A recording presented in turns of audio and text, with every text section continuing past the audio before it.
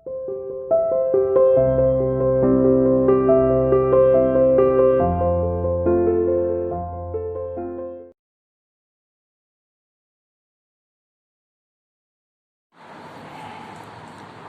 बच्चों, let's begin. तो आज शुरू करते हैं। कल तक क्या देखा हमने कि गांधी जी कुछ लॉयर से मिले। लॉयर्स बोले जी गांधी जी अगर आपको जेल हो जाएगी तो फिर हम यहाँ किस काम के लिए रहेंगे, हम तो बस एक दूसरे को एडवाइस देने आए हैं, आपको एडवाइस देने आए हैं कि आप ये करें और आप ही जेल चले जाओगे तो एडवाइस देने को कोई रहेगा नहीं, बात करने वाला कोई रहेगा नहीं, तो हम भी सब यहाँ से चले जाएंगे और हम किसानों की कोई मदद वगैरह नहीं करेंगे। What about the injustice to the sharecroppers? Gandhi demanded. और फिर गांधी जी ने उनसे कहा कि भाई अगर ऐसा करोगे तो इन बेचारे शेयर क्रॉपर्स के साथ न्याय कैसे होएगा, इनके साथ जो अन्याय हो रहा है उसके बारे में तो जरा सोचो। The lawyers withdrew to consult. तभी सारे वकीलों ने कहा कि चलो एक बार विड्रॉ करते हैं। विड्रॉ मतलब पीछे हट जाना। तो एक बार फिर से हट के सोचा कि एक बार फिर से बातचीत कर लेते हैं। Rajendra Prasad has recorded the अपशॉट। तो डॉक्टर राजेंद्र प्रसाद ने उन सब का, अपशॉट का मतलब रिजल्ट निकालना, उनकी बातचीत का रिजल्ट निकाला। ऑफ देयर कंसल्टेशन, उनकी बातचीत का रिजल्ट निकाला। दे थॉट अमंग देमसेल्व्स, वो उसने बताया कि वो अपने आप में ऐसा सोचते हैं that Gandhi was totally a stranger, कि गांधी एक अजनबी इंसान था। And yet he was prepare to go to prison for the sake of the peasants. इसके बावजूद भी वो जेल जाने को तैयार था इन किसानों की मदद के लिए। If they on the other hand being not only residents of the adjoining districts but also, और if they on the other hand, और दूसरी तरफ ये लोग हैं being not only residents of the adjoining districts, ना केवल वो एडजॉइनिंग सटे हुए, साथ सटे हुए डिस्ट्रिक्ट के निवासी हैं, but also those who claimed to have served these peasants, बल्कि वो लोग भी हैं जो ये दावा करते हैं कि उन्होंने इन किसानों की बड़ी सेवा की है। शुड गो होम, क्या वो लोग घर चले जाएंगे? किसके बारे में कह रहा है? वकीलों के बारे में। It would be shameless desertion. Sorry, desert का मतलब होता है बेटा किसी को बीच में छोड़ जाना। It would B shameful desertion, ये तो बड़े शर्म से डूब मरने की बात होगी, ये इस तरह छोड़ के जाना बड़ा अपमानजनक होगा। They accordingly went back to Gandhi and, और एक एक करके अपनी मर्जी से वो गांधी जी के पास वापस आ गए। And told him they were ready to follow him into jail, और उन्होंने गांधी को कहा कि हम आपके साथ जेल जाने को तैयार हैं। The battle of Champaran is won, he exclaimed. और तभी गांधी जी ने कहा अगर ऐसा करोगे तो समझ लो हम चंपारण की लड़ाई जीत गए। Then he took a piece of paper, फिर उन्होंने एक पेपर का टुकड़ा उठाया, कागज उठाया। And divided the groups into pairs, और उन वकीलों के ग्रुप को अलग अलग पेयर में बांट दिया। And put down the order in which each pair was to court arrest, और उन्हें एक आदेश दिया जिस आदेश के अनुसार सभी पेयर्स को कोर्ट में अरेस्ट होना होगा। Several days later, Gandhi received a written communication from the magistrate. कुछ दिनों के बाद गांधी जी के पास एक लिखित जवाब आया मजिस्ट्रेट जी के यहाँ से, इन्फॉर्मिंग हिम, और उसमें लिखा था that the lieutenant governor of the province, province का मतलब होता है बेटा प्रांत, उस समय हमारा देश प्रांतों में बटा हुआ था। तो उस लेटर में लिखा आया that the lieutenant governor of the province, कि इस प्रांत के जो लेफ्टिनेंट गवर्नर हैं, had ordered the case to be dropped, तो उन्होंने ये ऑर्डर दे दिया है कि इस केस को यहीं ख़त्म कर दिया जाए, ड्रॉप कर दिया जाए। सिविल डिसओबीडियंस हैज़ ट्रम्प्ड, और इस बार सिविल डिसओबीडियंस, सिविल ओबीडियंस भाई जनता के द्वारा किसी चीज़ का पालन करना, सिविल डिसओबीडियंस की जनता के द्वारा किसी चीज़ का विरोध करना। तो पहली बार civil disobedience had triumphed the first time in modern India, इस आधुनिक भारत में जनता के विरोध की पहली बार ट्रायम्फ, ट्रायम्फ का मतलब होता है विजय, ट्रायम्फ्ड, पहली बार जीत हुई थी। means civil disobedience means the public which is not following the order of the government, they are going against it. So this is called civil disobedience. And for the first time in the history of India, in the modern India, it was a triumph for the people, especially for the farmers. Gandhi and the lawyers now proceeded to conduct a far-flung inquiry. Gandhi और उनके lawyer दोस्त अब आगे बढ़ चले to conduct a far flung inquiry. Far flung काफ़ी दूर तक, काफ़ी दिनों तक. Inquiry into the grievances. Grievance का मतलब होता है पीड़ा, दुख, कष्ट.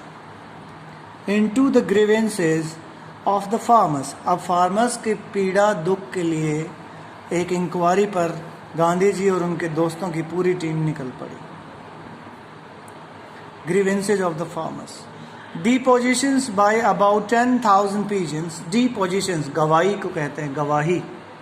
जैसे हम कोर्ट में गवाही नहीं देते हैं, तो गवाही देना, अपनी तरफ से हाँ में भरना. Depositions by about 10,000 pigeons. लगभग 10,000 किसानों की गवाहियाँ लिखी गई, were written down, लिखी गई, and notes made on other evidence. और दूसरे एविडेंसेस पर, सबूतों पर भी नोट्स बनाए गए. Documents were collected. कई तरह के डॉक्यूमेंट्स इकट्ठा किए गए. The whole area throbbed with the activity of the investigators. पूरा एरिया इन्वेस्टिगेटर्स की एक्टिविटी से भर गया.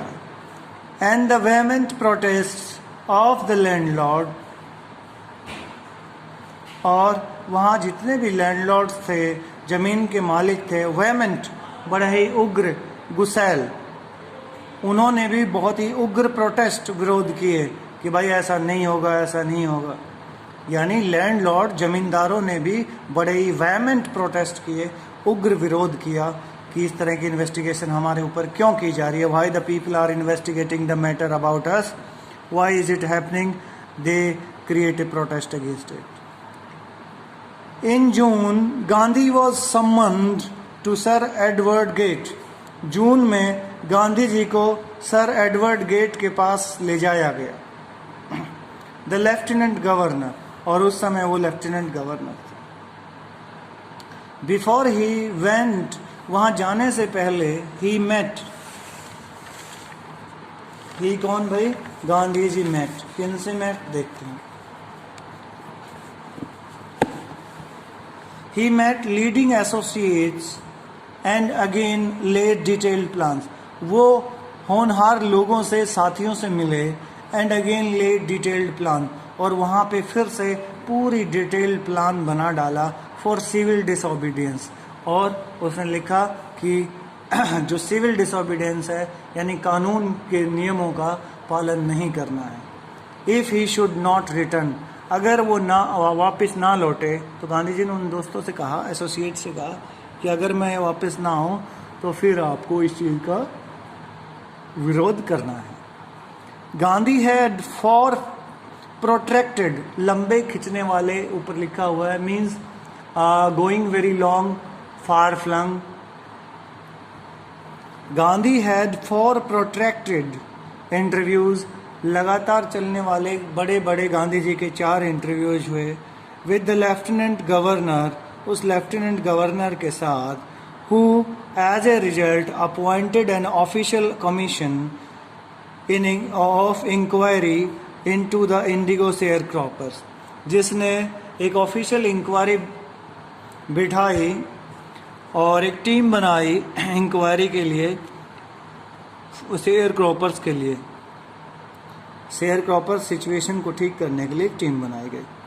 द कमीशन कंसिस्ट ऑफ, शामिल होना.